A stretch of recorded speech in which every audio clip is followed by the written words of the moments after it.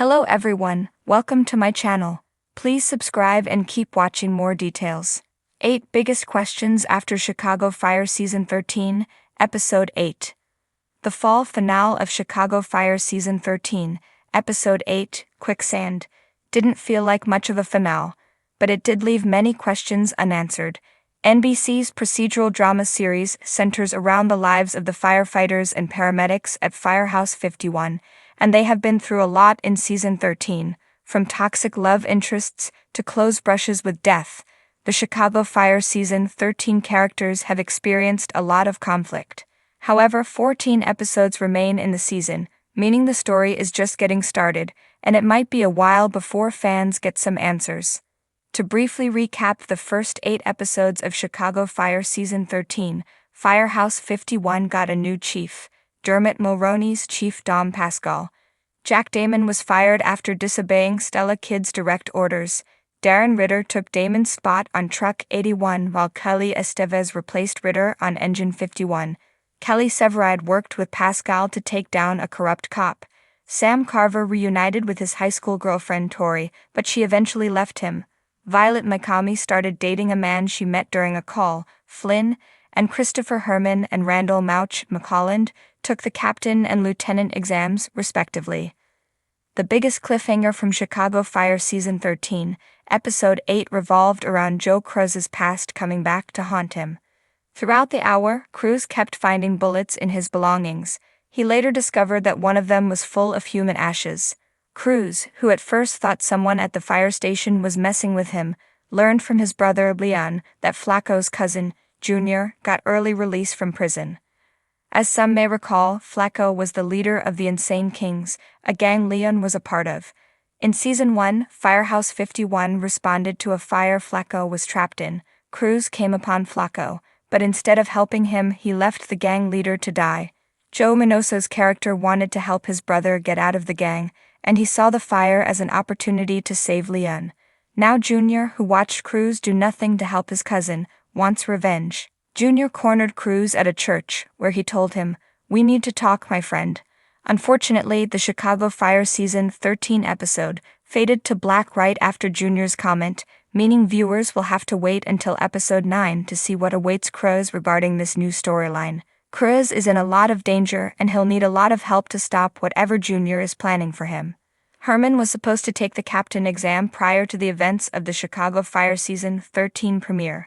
However, he got nervous and backed out. With Mouch's help and encouragement, though, Herman took the test in Episode 8, while Mouch took the lieutenant exam. Unfortunately, the hour ended before the audience could learn how both characters did on their respective tests. So when Chicago Fire Season 13 returns in the mid-season, the NBC procedural drama must reveal what happened after Herman and Mouch's CFD, Chicago Fire Department, tests. If they both passed, a lot of change may be in store for Firehouse 51, but if Herman and Mouch both failed or one passed while the other failed, the audience should expect some drama and heartbreak from two of the most beloved Chicago Fire characters. If Herman passes the CFD captain exam, he might take over Pascal's job at Firehouse 51 by the end of Season 13. Chief Bowden chose Herman to be his replacement during the Chicago Fire Season 12 finale, but since David Eigenberg's character didn't take the captain test, he couldn't be in the running. Consequently, the CFD chose Pascal to be Firehouse 51's new chief, and Herman continued being the lieutenant in charge of Engine 51. But if Herman passes his exam, he could be on the path to becoming the fire station's new boss. As Herman and Mouch explained to Violet and Lizzie Novak in Chicago Fire Season 13, Episode 8, Herman must hold the captain rank for a limited time before taking the chief test. Then, if he passes, Herman would ideally be appointed as Firehouse 51's chief. Once that happens, Mouch can take over Herman's Engine 51 lieutenant position. Of course, this is what would happen in a perfect world, and Chicago Fire's world is far from perfect. Perhaps Pascal's run at Firehouse 51 was only supposed to last one season, though, and Herman will replace him in Season 14, if NBC renews the show. Novak hasn't gotten much of a story since she replaced Sylvie Brett in Chicago Fire Season 12, but that began to change in the Season 13 fall finale. Novak was in her apartment getting ready at the beginning of episode 8. Before she left, she looked at a photograph, assumingly of her family, kissed her fingers and touched the picture. Later in the hour, Violet and Novak responded to a call where a man had attempted to die by suicide, and Novak had an extreme reaction to the situation. After stabilizing him, Novak yelled at the man, "Why did you do that? How could you do that to us?" Violet was concerned about Novak, but she never opened up about why she had an outburst. Towards the end of the episode, Novak stood outside the home where she grew up. The woman living there opened the door and questioned what Novak was doing. Novak explained that she used to live there, and the woman asked, "Are you one of the Novak kids?" When Novak confirmed her suspicions, a look of recognition crossed the woman's face, and Novak walked away. As the flames continue to burn, Chicago Fire Season 13, Episode 8, has left fans on the edge of their seats. The episode built on the high-stakes drama we've come to expect from the men and women of Firehouse 51, but it also opened the door to many unanswered questions, leaving viewers speculating what could come next. With so many lingering plot points and unresolved tensions, here are the 8 biggest questions after the latest episode. 1. Will Joe Cruz ever find peace after Otis's death? Joe Cruz's emotional journey since the death of his best friend Otis has been a major focal point in Chicago Fire's recent seasons.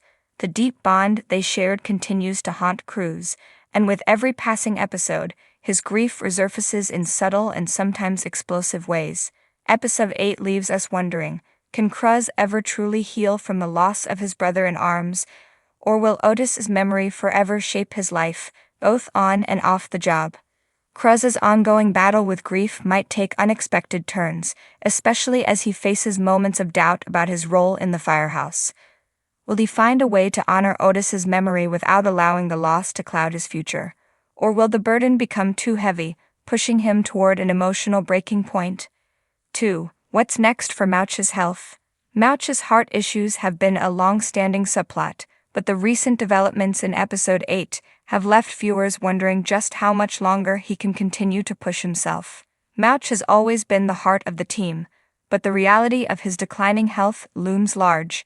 Is this the beginning of the end for his firefighting career? If so, how will he transition into life beyond Firehouse 51?